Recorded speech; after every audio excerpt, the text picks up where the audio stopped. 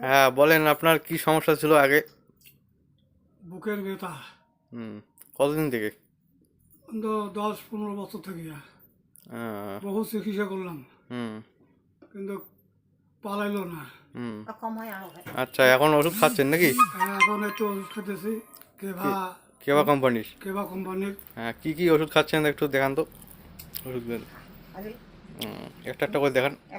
এই যে এইটা ওষুধ খেতেছি, হ্যাঁ, গোল তুলসী। আর তারপরে এই যে এইটা খাইতেছি, ওমেগা 3। হ্যাঁ, আর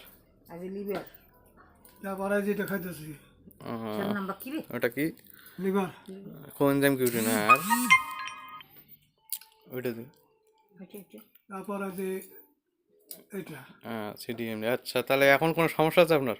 এখন তো ঠিকই আছে, ব্যথাটা খুব কম হয়ে গেছে। হুম সামান্য সামান্য আর ব্যথা আছে, হুম।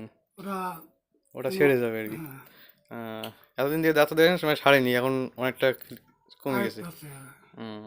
ঠিক আছে, আপনার নামটা বলেন। নগেন্দ্র বর্মন। হুম, ঠিক আছে।